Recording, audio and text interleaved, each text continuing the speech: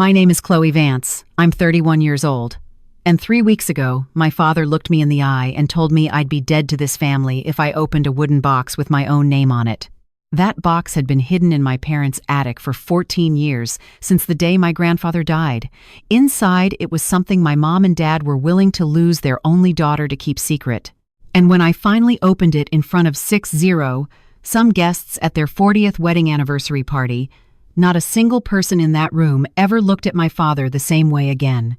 Before we get into this, if you end up connecting with my story, I'd appreciate a like and a subscribe, but only if you genuinely feel it. Also, drop your location and local time in the comments. Now, let me take you back to a Saturday afternoon in late October, the day I climbed up into that attic. The drive from Austin takes about 2 hours, if traffic cooperates. That Saturday, it didn't. I hit construction outside Dripping Springs and spent 40 minutes crawling past orange cones and a guy in a hard hat waving a sign that says slow. So, I'm already running behind when I pull into my parents' gravel driveway in Willow Creek. Population 5,500, give or take a few funerals. Mom asked me to come help clear out the attic. Their 40th anniversary party is next Saturday, and Dad wants to set up folding tables in the garage, which means moving all the junk out of the garage, which means moving all the junk from the attic into the garage first. The logic is circular, but that's my father. Everything runs on his schedule, his system, his say-so. I find the house empty downstairs. Dad's out picking up rental chairs. Mom's at the church, finalizing the dessert table. So, I grab a flashlight and pull down the attic ladder myself. The attic smells the way it always has. Old wood, dust, and something faintly sweet, like dried tobacco. Grandpa Arthur used to smoke a pipe up here when Grandma was alive and wouldn't let him do it in the house. That smell is him. Even after all these years, I start shifting boxes, Christmas ornaments, old tax files, a broken humidifier, and then behind a stack of plastic bins marked Kevin High School, I see it. A wooden box, dark mahogany, maybe 10 inches long, sealed with red wax. An actual wax seal, pressed with what looks like a signet ring. And on the lid, in black ink, in handwriting I would recognize anywhere on this earth. Chloe, all capitals, slightly tilted to the right, like he was always in a hurry to say something important.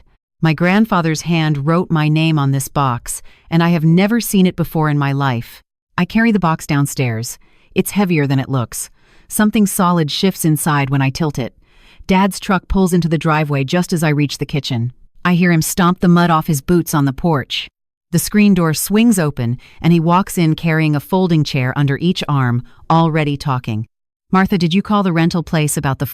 He sees me. He sees the box. The chairs hit the floor.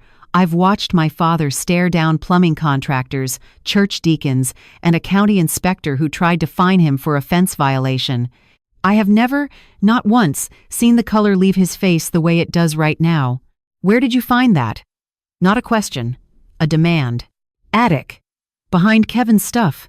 "Dad, what is..." He crosses the kitchen in 3 steps and grabs it out of my hands. His other hand clamps around my forearm, hard, the kind of grip that leaves a mark. "Open that and you're dead to this family." His voice is low, controlled, shaking at the edges. I stare at him.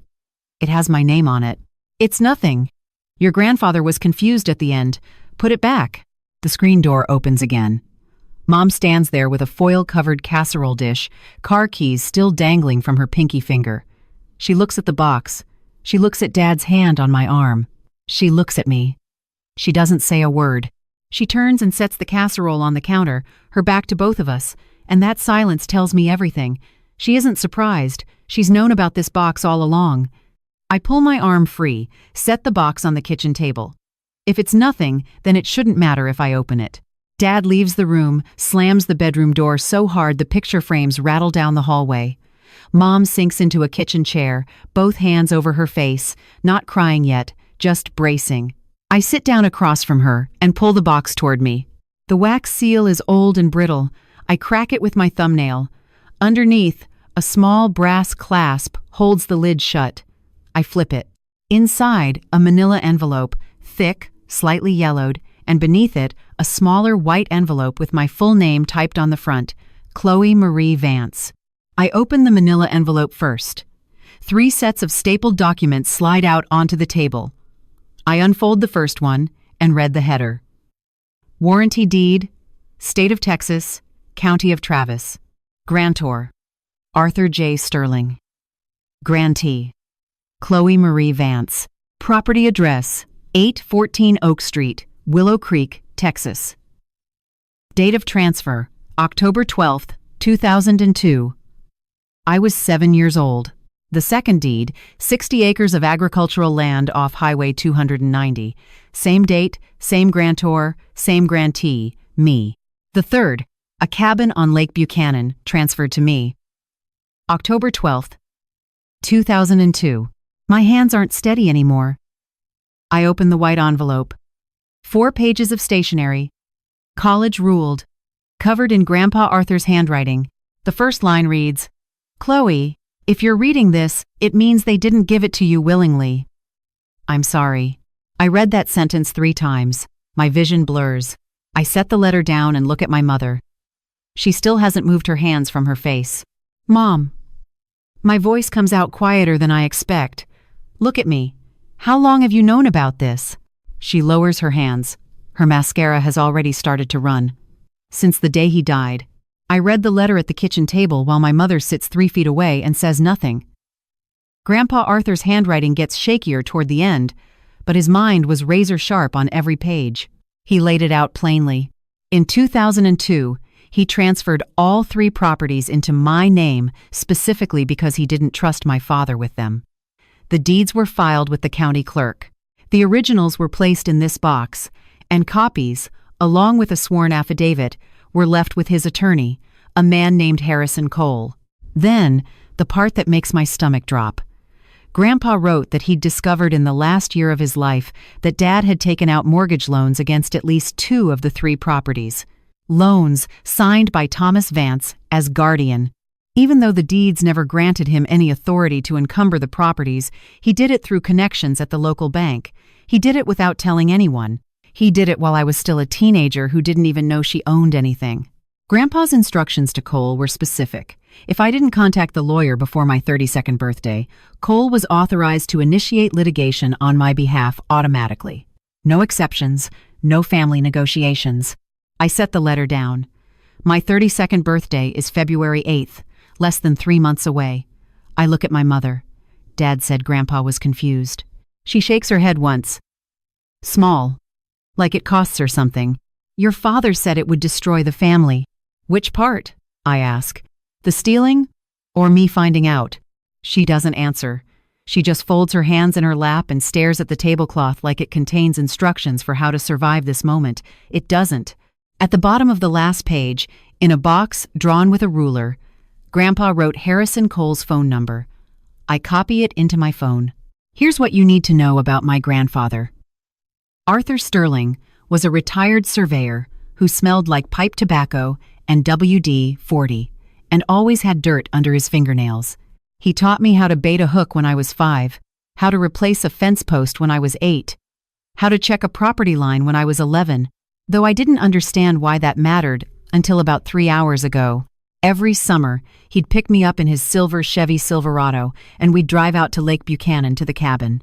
He'd fish, I'd swim, he'd make grilled cheese on a camp stove and tell me stories about my grandmother who died before I was born. When I was 16, he started saying things I didn't fully understand. Chloe, one day you'll have something of your own. Don't let anyone tell you otherwise. I thought he was being philosophical, the way old men get. He wasn't. He was warning me. Grandpa Arthur died of a stroke in March of 2012. I was 17, a junior in high school, and my father told me I couldn't go to the funeral because I had midterms that week. I begged. Dad said no. Mom said nothing. I took my exams and visited the grave 2 weeks later, alone, standing in the rain with a grocery store bouquet. I didn't meet the other mourners. I didn't meet the people who knew him. I didn't meet Harrison Cole. And sitting at this kitchen table now, 14 years later, holding Grandpa's letter in hands that won't stop shaking, I understand why. Dad didn't keep me from the funeral because of midterms. He kept me from the funeral because the lawyer would have been there, and the lawyer knew everything. The bedroom door opens. Dad walks back into the kitchen like he's entering a courtroom. Shoulders squared, jaw set. He sees the deeds spread across the table. The letter, the open box. He doesn't flinch. He was expecting this. You don't understand what you're looking at. He pulls out a chair and sits down, folds his hands. Calm now. Rehearsed. Those properties were underwater. Taxes, maintenance, liability. I saved them from foreclosure. You should be thanking me. By taking out loans in my name without my knowledge? In your name? You were 7. What were you going to do? Manage a rental property from the 2nd grade? I was 23, 25, 31. I could have managed them at any point in the last decade. He leans forward. I fed you. I clothed you. I paid for your braces, your car insurance, your first apartment deposit. And this is how you repay me? Over some paper? Mom is still at the table. She hasn't moved. Kevin's truck rumbles into the driveway outside. He's early for party setup. The front door opens and he walks in carrying a case of beer. He sees the 3 of us frozen around the kitchen table and stops. What's going on, Dad? Nothing. Your sister found some old paperwork. But Kevin looks at the deeds, looks at the box, looks at Dad's face, and his expression doesn't change the way an innocent person's would. There's no confusion, no curiosity. There's recognition. He knew.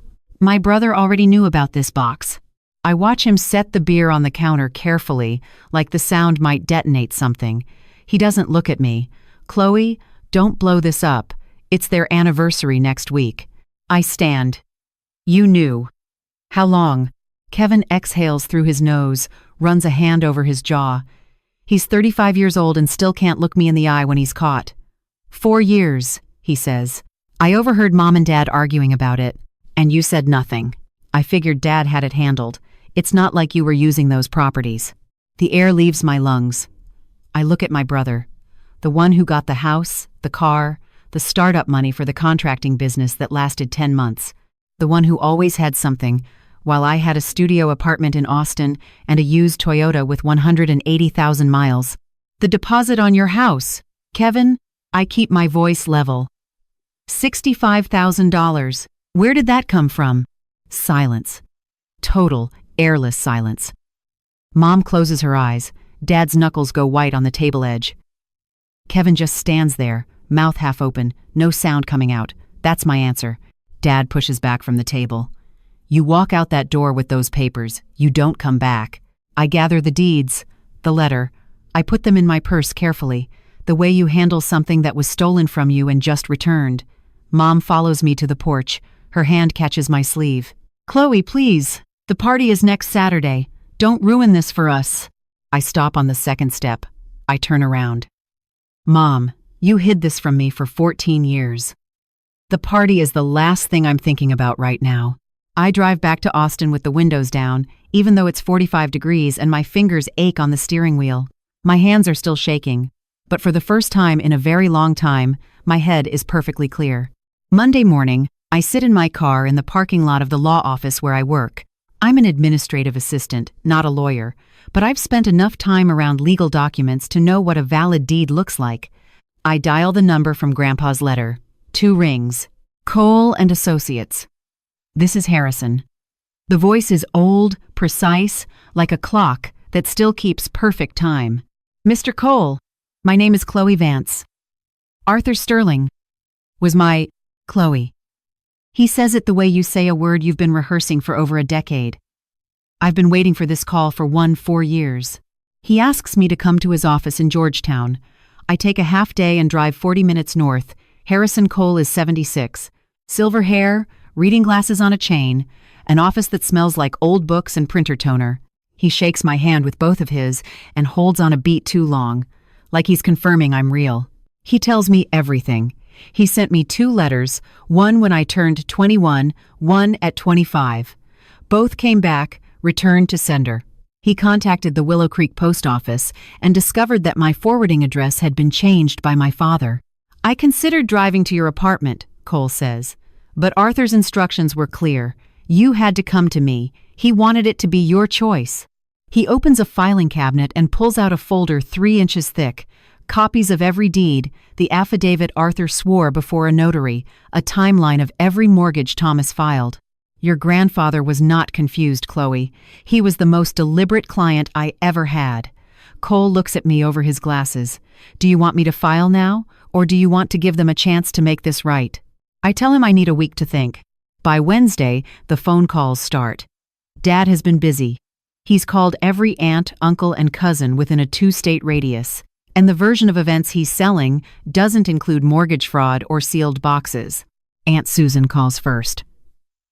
Chloe, honey, your father says you found some old documents and you're threatening to sue over property after everything he's done for you. Uncle Robert texts, family is family. Don't be the one to break it. My cousin Jason, who I haven't spoken to since Thanksgiving 2022, sends a message. Heard you're going after your parents for money. Classy. Kevin posts in the family group chat. 31 people, including second cousins I've never met. Some people will sell their family for a property deed. I screenshot everything. I don't respond to any of it. Dad's narrative is clean and simple. Ungrateful daughter finds old paperwork, hires a lawyer, tries to extort her aging parents right before their anniversary. He leaves out the 14 years, the forged signatures, the mortgage loans, the sealed box. By Thursday, I've gotten 9 calls, 2 voicemails, 14 texts, all some version of, how could you do this to Thomas and Martha? Then, on Friday night, my phone rings, and I almost don't answer. But the area code is different, not Willow Creek. It's Aunt Sarah, Mom's younger sister, the one who moved to Dallas and only comes to family events every other year. She doesn't start with an accusation, she doesn't start with advice. She starts with 6 words no one else has said. Chloe, tell me your side. I sit on my apartment floor with my back against the wall, and for the first time all week, I talk. Sarah drives 3 hours from Dallas the next morning. We meet at a coffee shop on South Congress in Austin, the kind with mismatched chairs and a chalkboard menu. She orders black coffee and doesn't touch it. I lay everything out. The box, the deeds, Grandpa's letter, Cole, the forwarded mail, all of it. She listens without interrupting. When I finish, she sits back and pinches the bridge of her nose. Before your grandfather died, she says, he called me. It was February, a month before the stroke. He said, Sarah, if anything happens to me, make sure Chloe gets what's hers. Thomas is drowning and he'll take her down with him. Why didn't you? I thought he meant keepsakes. His pocket watch. Maybe the fishing rod. She shakes her head. I didn't know about the properties. I didn't know about any of it. After the funeral, your father told the whole family Arthur left nothing but debt. I believed him. She wraps her hands around her untouched coffee. I should have dug deeper. I'm sorry, Chloe. You're the only one who even asked for my side. That's more than enough. We sit in silence for a minute. Outside, a bus hisses past the window. Then Sarah says something I'm not expecting. The anniversary party. Are you going? Dad told me not to come back. That's not what I asked. I look at her. She looks back. There's something in her expression. Not anger, not pity, something steadier than both. If you need someone standing next to you, she says.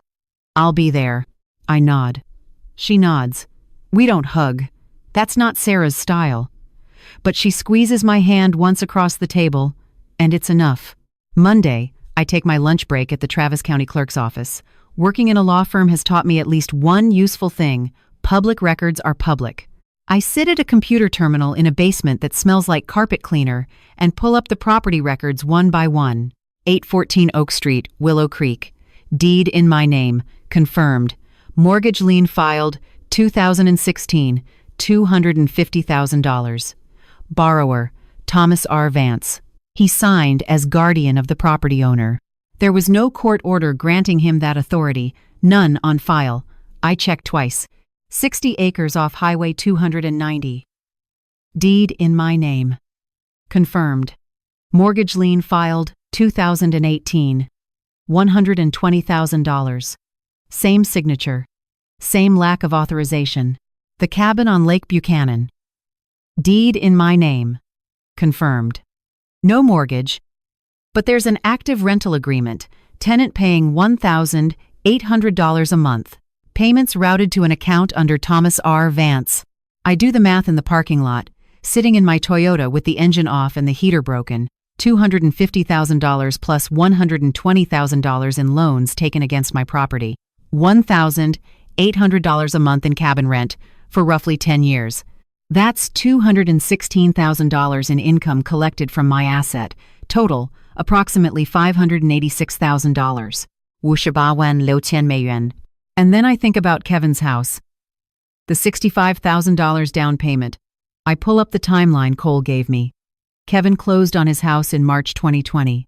The cabin rental account shows a $65,000 withdrawal in February 2020. My brother bought his home with rent money from my cabin. I sit there for 20 minutes. The parking lot empties around me. A woman walks past with a stroller and doesn't glance over. I'm not angry anymore. I'm past that. What I feel is a cold, clean clarity, like a window somebody finally washed. I know exactly what I'm going to do. Okay, I need to pause here for a second. I know some of you are thinking, why didn't she just take the papers straight to a lawyer and file immediately? And honestly, part of me wanted to believe there was an explanation, that my dad had some reason I hadn't considered. 14 years of dad knows best doesn't just disappear in an afternoon. But the cabin rent going to Kevin's down payment, that broke something in me. That was my money from my property, and nobody told me. What would you have done at this point? And do you think Kevin has any right to be upset with me? Let me know in the comments. All right, what happened next is where everything started to accelerate. Tuesday night, my phone lights up. Dad. I let it ring 4 times before I pick up. His voice is different, controlled, almost corporate. He's had time to prepare. I talked to a lawyer, Chloe. You have no case. Those loans saved the properties from going to tax sale. Without me, they'd be gone. I know he's lying. Cole already confirmed. Grandpa paid off every tax lien before transferring the deeds. The properties were free and clear. There was no risk of loss. There was only Thomas needing cash he couldn't earn. Dad, that's not accurate. You want to throw your family away over what some senile old man wrote on a piece of paper? I don't take the bait. Is that all? One more thing. His voice drops. If you don't come to the party Saturday and act like everything's normal, I'm changing the locks. You'll never set foot in this house again. I hang up. 20 minutes later, Kevin calls. His tone is softer, but the message is the same. Chloe, you really want to be that person? The one who sues her own parents? Think about what people will say. I don't answer him either. Then, at 11 p.m., a text from Mom. Just one sentence. Please just come to the party. We can talk after, I promise. I stare at that word, after. I've heard it my whole life. After the holidays, after Kevin's graduation, after the business opens, after Dad calms down. After is where conversations go to die in this family. I open my contacts and scroll to Harrison Cole. Mr. Cole, I'd like to invite you to a party. A pause. Then, I thought you might. Tell me where and when. The rest of the week moves like a countdown. Wednesday, I go back to Cole's office. He makes copies of everything. Deeds, affidavit, the mortgage records from the county, and puts the originals in his safe. I leave with a manila folder and a clear set of instructions. Present the facts. Stay calm. Let the paperwork do the talking. Thursday, Sarah calls to confirm she's driving down from Dallas Friday night. She'll stay at a motel outside Willow Creek so nobody sees her car early. Friday evening, I stand in front of my closet for 20 minutes. I don't want to look angry. I don't want to look like I'm making a statement. I pick a navy blouse, dark jeans, and flats. Simple, composed, like someone who has every right to be where she is. I put the manila folder in my bag, zip it shut. It's heavier than a folder should be. Saturday morning, Cole texts. Departing Georgetown at 10. See you there. He'll arrive on his own. A 6-year-old man in a gray suit carrying a leather briefcase. Just another guest as far as anyone can tell. The party is set for noon. Backyard, white tent, folding tables, a potluck spread because Martha Vance would never let someone else cater her own anniversary. Roughly 60 guests. Relatives from both sides, neighbors, friends from church, a few of Dad's plumbing clients, and I checked the list Mom posted in the family chat. Mr. Caldwell, the branch manager at Willow Creek Savings and Trust, the man who approved Thomas's loans. He's coming to celebrate a marriage that was financed in part with money stolen from me. I lock my apartment, start the car, and drive west toward a party I was told not to attend. The tent is already up when I pull in. White vinyl stretched across aluminum poles, string lights threaded along the edges even though it's midday. A folding table with a hand-painted banner. Happy 40th, Thomas and Martha. Mom's handwriting. Dad meets me at the driveway gate. He's wearing a sport coat I've never seen, probably bought for the occasion. He wraps his arm around my shoulder and squeezes. To any onlooker, it's a father greeting his daughter. His fingers dig into my collarbone. Not a word, he murmurs into my hair. Not tonight. I smile, nod, walk past him into the yard. The scene is exactly what you'd expect from a small-town anniversary. Casserole dishes covered in foil, a cooler of domestic beer, paper plates with floral trim, George Strait playing from a Bluetooth speaker on the porch railing. Neighbors shake my hand. Aunt Susan tells me I look thin. Uncle Robert asks if I'm still in Austin. Mom moves through this crowd in a lavender dress, hugging everyone, laughing a little too loud, but her eyes are swollen under her makeup. She's been crying this morning, maybe all week. Kevin stands by the drink table with his wife, Megan. He nods at me across the yard but doesn't come over. Megan waves. Friendly. Oblivious. She has no idea. Then I see Harrison Cole. He's near the back of the tent, sitting in a folding chair with a paper plate of potato salad he isn't eating, gray suit, leather briefcase between his feet. He looks like someone's retired accountant. Nobody pays him any attention. He catches my eye and gives me a single nod. Ready when you are. Sarah arrives 5 minutes later, hugs me tight, whispers, I'm right here. I check the time. Dad's speech is scheduled for 1. At 1:01, Dad taps his glass with a butter knife. The chatter dies down in waves. First, the people near the head table, then the clusters by the tent poles, then the kids chasing each other near the fence. 60 faces turn toward Thomas Vance. He stands with his shoulders back, champagne glass in one hand, a folded piece of paper in the other. The afternoon sun hits the side of his face, and he looks for a moment like the man everyone here believes he is. Solid, reliable, the guy who fixes your pipes and coaches Little League and never misses a Sunday. 40 years, he begins. Martha and I started with nothing. A 2-bedroom rental and a maxed-out credit card. Light laughter. Every decision I've made for my family. Every sacrifice, every late night. I'm not a perfect man. I know that. But I have always put this family first. Applause. Real, warm applause from people who've known him for decades. He turns to Mom. Martha, you're the reason any of this worked. She dabs her eyes with a napkin. More applause. Then he finds me in the crowd, locks eyes, and delivers the line I know is meant as a warning. And Chloe, I know we don't always see eye to eye, but you're my daughter, and I love you. The crowd makes a soft, collective sound. A few awes. Aunt Susan puts her hand over her heart. I hear the word sacrifice and think of $586,000. I hear put this family first and think of a box sealed in wax hidden behind my brother's high school yearbooks for 14 years. The applause fades. Dad sits down, picks up his fork. I stand up. Can I say a few words too, Dad? Every head in the tent turns toward me. Dad's fork hovers over his plate, his eyes narrow. Just a fraction. Just enough for me to see the calculation happening behind them. He can't refuse. Not in front of 60 people who just watched him say he loves me. Of course, sweetheart. He gestures with his champagne glass, magnanimous. Go ahead. I stand where everyone can see me. Sarah is 3 chairs to my left. Cole is near the back, briefcase still between his feet. I don't look at either of them. I look at the crowd. I want to talk about Grandpa Arthur tonight. A few smiles, nods. Old Bill Higgins, Grandpa's chess partner, 81 years old, suspenders and a bolo tie, leans forward in his chair like I've said the magic word. Because this family wouldn't exist without him, I continue. He helped Mom and Dad put the down payment on this house. He paid for Kevin's driving lessons. He took me fishing every summer until I was 16. He was a planner. He thought about the future more than anyone I've ever known. Safe territory so far. Dad's shoulders loosen a degree. He thinks I'm giving a tribute, and before he died, Grandpa planned something for me. The shoulders tighten again.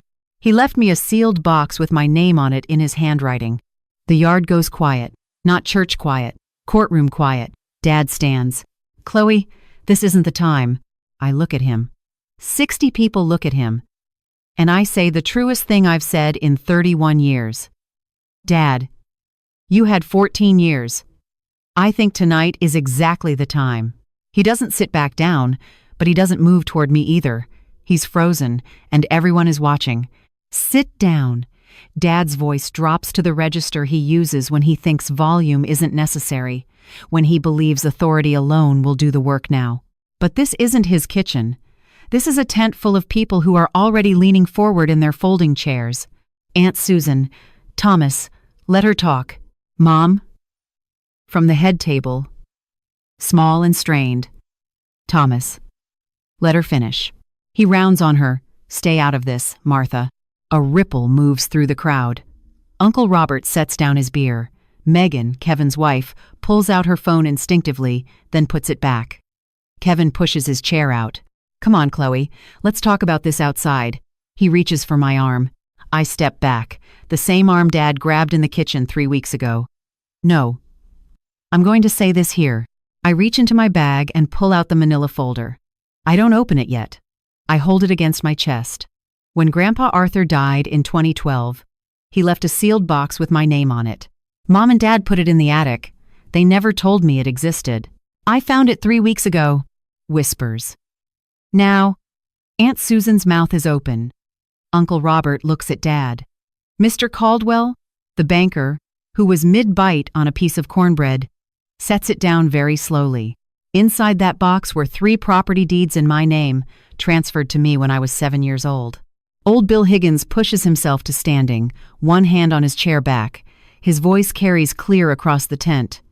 Arthur told me about that box. The entire yard turns to look at him. He told me in 2011. Said it was for Chloe. Said nobody else was supposed to touch it. Dad stares at Bill, then at me, then at the folder in my hands. The yard is so quiet I can hear the string lights buzzing above us. George Strait has moved on to a ballad about small towns and Friday nights, and it sounds obscene right now. All that cheerful twang against this silence. Dad tries one more time. He turns to the crowd, palms out, the posture of a reasonable man. Listen, Arthur was sick at the end. He wasn't thinking straight. He made promises he couldn't keep. And I had to clean up the mess. Bill doesn't sit down. Arthur Sterling was sharper at 75 than most men at 40. I played chess with him every Tuesday for 11 years. He never made a move without thinking 3 ahead. A murmur rolls through the tent. People are looking at Dad now with something new. Not hostility yet, but doubt. Questions forming behind their eyes. Then, Harrison Cole stands up. He's unhurried about it. Picks up his briefcase, buttons his jacket, walks to the front of the tent with the steady gait of a man who has done this in rooms far more adversarial than a backyard in Willow Creek, Texas. Mr. Vance, Cole says. His voice is quiet, but cuts through the murmuring like a tuning fork. I think it's time we clarify a few things. Dad turns, sees the briefcase, the suit, the reading glasses on a chain, and recognition lands on his face like a slap. Who invited you? Cole sets his briefcase on the nearest table, next to a platter of deviled eggs. Arthur did, 14 years ago. The speaker on the porch finishes its song. For 3 full seconds, there's no sound at all, just 60 people holding their breath and the faint lap of wind against the tent vinyl. Cole opens the briefcase. Cole lays 3 documents on the table side by side. He moves the deviled eggs without comment. My name is Harrison Cole. I was Arthur Sterling's attorney for 25 years. He pauses to let that settle. Before his death, Arthur placed 3 properties in his granddaughter's name. 814 Oak Street, 60 acres off Highway 290, and a cabin on Lake Buchanan. These are recorded deeds filed with the Travis County Clerk. They are not ambiguous. They are not disputed. They are legal fact.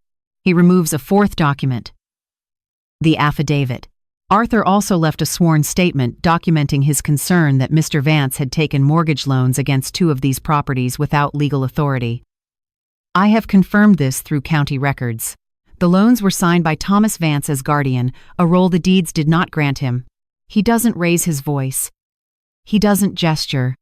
He stands there like a man reading a weather report, and every word lands like a stone dropped into still water. Dad, those properties would have been lost without me. Cole, there was no risk of loss. Arthur paid off all debts on these properties before transferring them. They were free and clear. Someone to my right, I think it's a neighbor, Mrs. Pace whispers. Oh my God. Uncle Robert, arms crossed now. Thomas, is this true? Dad opens his mouth, closes it, opens it again. No sound comes out. Mom is crying openly at the head table. Not the performative tears I've seen her use to end arguments. Real crying, the kind that bends you forward and won't stop. Mr. Caldwell, the banker, pushes back from his table, stands, quietly excuses himself, and walks toward the driveway without making eye contact with anyone. Nobody stops him. Everybody notices. Dad shifts tactics the way a man shifts weight on a sinking boat. Fast, desperate, instinctive. I did it for this family. His voice cracks for the first time. Not with authority, with something raw. You think I wanted to borrow against those properties? I had no choice. Do you know what it costs to keep a roof over your heads? Do you know how many nights I sat up worrying about bills? A few of the older relatives look uncomfortable. Aunt Susan stares at her hands. This is the version of Thomas they might have believed if it had been offered 3 weeks ago in private, with an apology. But not here. Not after sealed boxes and hidden deeds and 14 years of silence. Kevin, Dad, stop. Thomas doesn't stop. He points at me. And you? You sit in your apartment in Austin and you think you know something. I built this. Everything you see, this house, this yard, this family, me, Uncle Robert. Nobody's arguing about that, Thomas. But you took the girl's property. The sentence hangs in the air. Took the girl's property. Simple, factual, devastating. Dad turns to Mom. Last card. Tell them, Martha. Tell them it was your idea too. The tent goes silent again. Every eye on my mother. And Martha Vance, who has spent 40 years agreeing, accommodating, smoothing over, keeping the peace at every cost, looks at her husband across a table littered with anniversary decorations and says, "No, it was yours, Thomas. It was always yours." Her voice is barely above a whisper, but it reaches every corner of the tent. I told you she'd find out. Dad stands there with his mouth open. Nobody moves. That's the first time in 40 years my mother has publicly said no to my father. I let the silence breathe for exactly 3 seconds.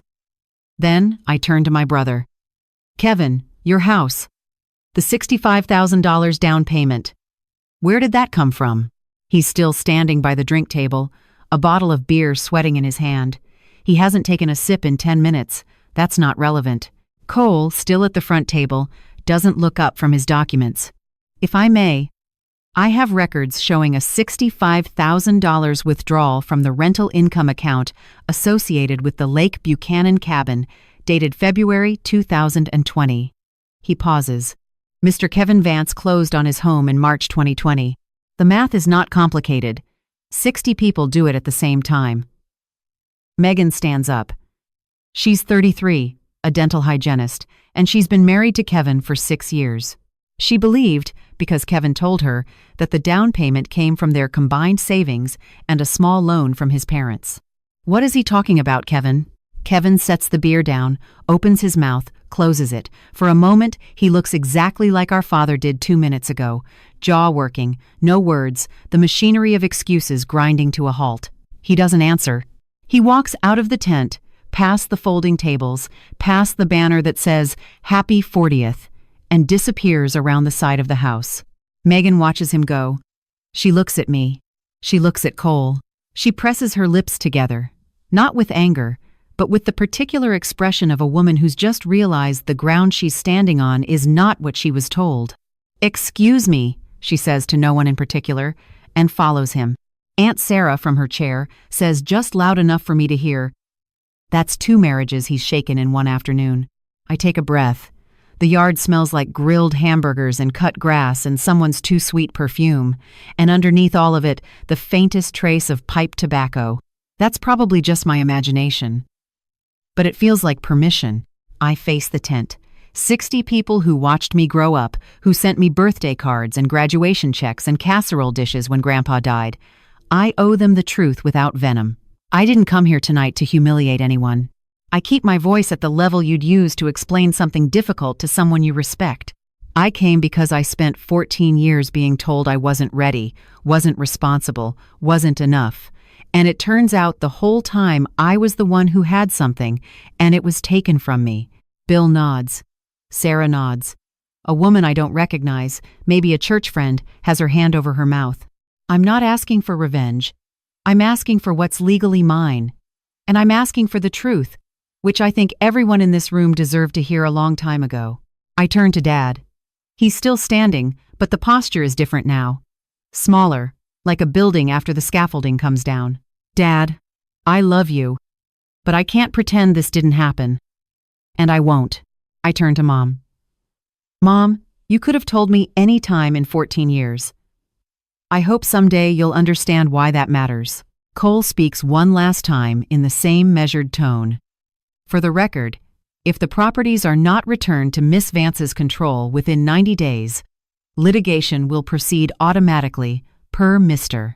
Sterling's instructions. I sit down. Sarah takes my hand under the table and holds it. Nobody claps. Nobody needs to. The silence is its own verdict. I want to step outside the story for a moment because I know some of you are thinking, she just did that at their anniversary party. And I get it, I do. But let me ask you this. If your father hid your property for 14 years, your brother bought a house with your money, your mother knew the whole time, when exactly is the right time to bring it up? Because every time I tried in private, I was shut down. Every single time. Did I go too far, or was it the only way anyone would listen? I genuinely want to know. Drop it in the comments. All right, let me tell you what happened in the days after. The party ends the way a funeral ends. People murmuring, touching arms, not knowing what to say, but feeling they should say something before they leave. Paper plates go into trash bags. Foil gets wrapped over dishes nobody finished. The string lights keep blinking. Nobody shakes Dad's hand on the way out. I notice that. I think he notices it, too. Bill Higgins stops in front of me by the gate. His eyes are wet, which startles me. I've never seen Bill show emotion beyond mild irritation at a bad chess move. Your grandfather would be proud of you. He reaches into his shirt pocket and pulls out a business card, handwritten on a piece of cardboard. If you ever need a character witness, you call me. I take the card, thank you, Bill. He pats my shoulder once, hard, the way men of his generation express everything they can't say, and walks to his truck. Mr. Caldwell's car is already gone. He left during my speech and didn't come back. I imagine he's sitting in his office right now, opening a filing cabinet and wondering how much of this is going to land on him. Inside the house, Dad is in the bedroom with the door locked. I can hear the TV through the wall. Some football game, volume too loud. The way he always drowns out conversations he doesn't want to have. Mom sits at the kitchen table in her lavender dress, alone, surrounded by anniversary cards she hasn't opened.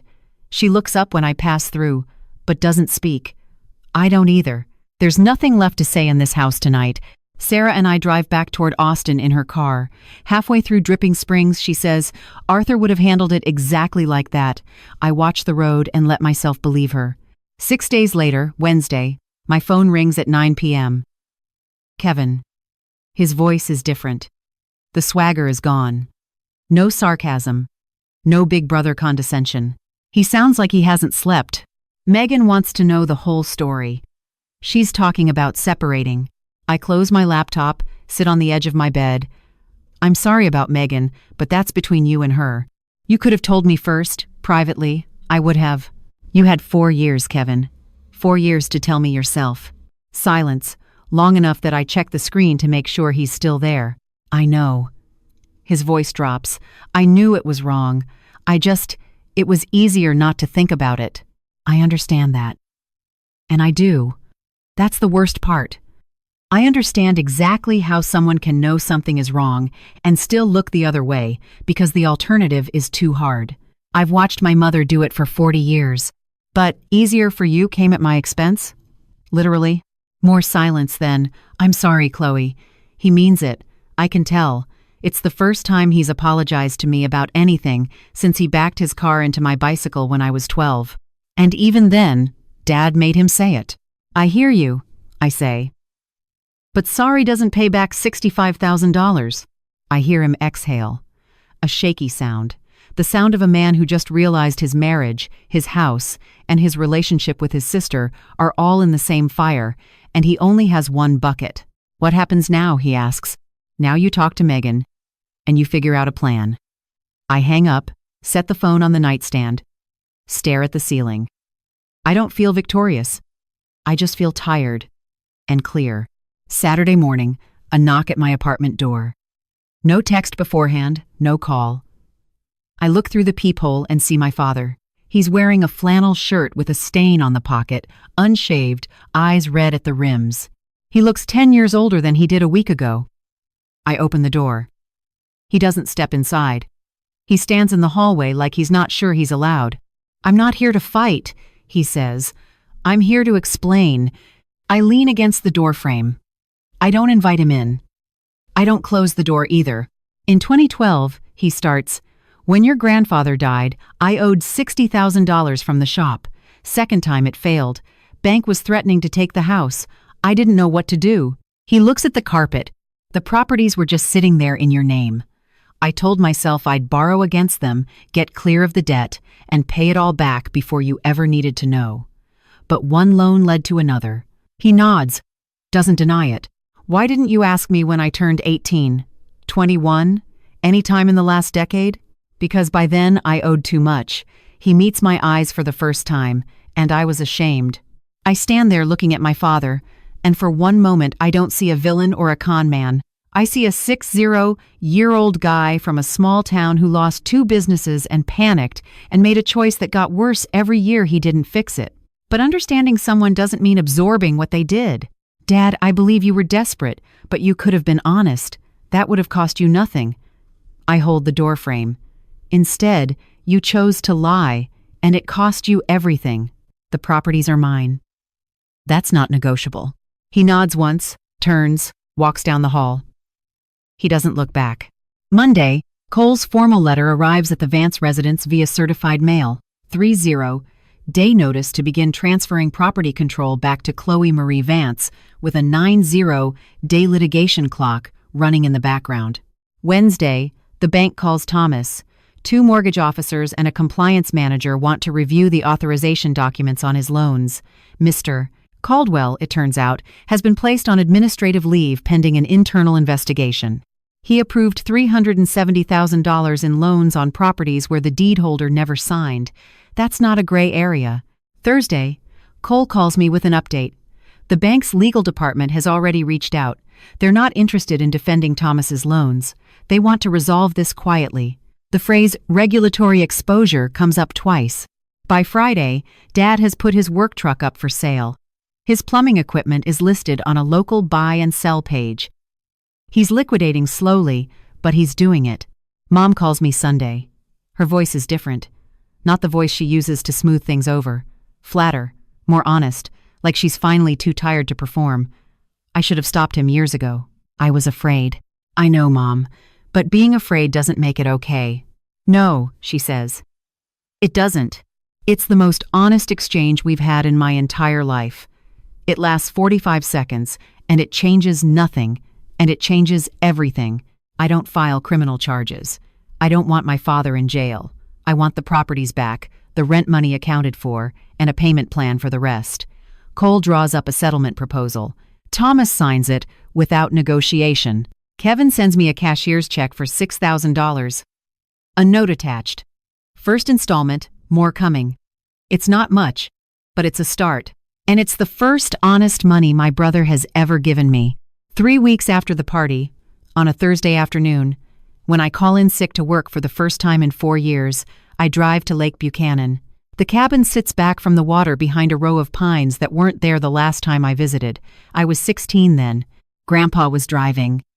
He let me control the radio. I park in the gravel pullout and sit in the car for a long time. The lake is gray and flat under a November sky. A heron stands in the shallows, perfectly still, like it's waiting for something it knows will come. The tenant moved out last month. Cole sent them a notice when the property reverted to me. I unlocked the front door with a key the rental management company mailed to my apartment in a padded envelope. Inside, it's smaller than I remember. Pine walls, a kitchen the size of a closet, a wood stove in the corner with a cast iron kettle on top. The tenant left it clean, mostly. A few scuff marks on the floor, a towel hanging on the bathroom hook. But on the small table by the window, there's a logbook, guest log. And on the very first page, before any tenant entries, in handwriting I could identify from across a room, "This cabin is for Chloe. Treat it well." I sit on the porch steps. The wood is cold through my jeans. In front of me, the dock stretches out over the water, exactly where it was when I was 11 and Grandpa taught me to skip stones. I pull out his letter. Read the last line one more time. You don't owe anyone your silence, not even me. Be brave, Chloe. I cry. The first time since I opened the box, I sit on those steps and let it come. All of it. The anger, the grief, the relief. And I don't stop it. 3 months later, February, my 32nd birthday, the Cole deadline passes without incident. The properties are mine in full. No lawsuit necessary, just paperwork, patience, and a 7.6. A 6-year-old lawyer who kept a 4-year promise. 814 Oak Street, I keep it. The tenant, a young couple who've been renting for 3 years, stays. Rent goes to an account in my name now. First deposit, $2,100. I stare at the number on my banking app like it's written in a language I'm just learning to read. The 60 acres off Highway 290, the fraudulent mortgage is being unwound. The bank worked with Cole to void the lien. Thomas owes the difference. He's paying it in monthly installments, which means he'll be paying it for a very long time. The cabin. I drive out on weekends.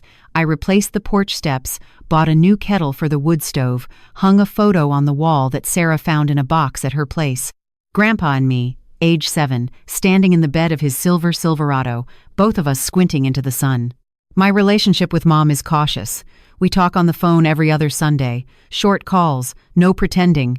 She started seeing a counselor, her first time at 61. She told me that last week, and I said I was proud of her, and I meant it. Dad and I don't talk. I told him through Cole. When he's ready to have an honest conversation, I'll be here. The door is open, but I'm not going to knock on his anymore. Kevin sent 3 more checks. He and Megan are in couples counseling. She hasn't left him yet, but she moved into the guest room, and he knows why. I enrolled in a paralegal certification program. Classes start in March. First time in my life, I have a 5-year plan that's actually mine. On the night of my birthday, I sit at the cabin table with a pen and a sheet of lined paper, the same college-ruled stationery Grandpa used for his letter. I found a pack of it at a Staples in Austin and bought it without thinking. I write, "Dear Grandpa, I found it. I opened it, and I didn't let them stop me. You were right about the properties. You were right about Dad. You were right that I'd have to fight for it. And you were right that I'd need help. Mr. Cole is everything you said he'd be, and I think he misses you almost as much as I do. But you were wrong about one thing. In your letter, you said you were sorry. You said you were sorry you couldn't be there to hand me the box yourself. You said you were sorry it had to be this way. You have nothing to be sorry for. You're the reason I'm sitting here. You gave me 3 properties. That's what everyone talks about. The money, the deeds, the legal drama. But that's not the real thing you left me. The real thing was the last line of your letter. You don't owe anyone your silence. I carried that sentence with me into a tent full of 60 people, and it gave me the only permission I'd ever needed. Permission to tell the truth out loud. I love you. I miss you. And I wish you could see this cabin right now. The pines are taller than the roof. The heron is still here, Chloe. I fold the letter and place it inside the mahogany box, which sits on the shelf above the wood stove, next to a framed photo. Grandpa and me on the truck. 2000.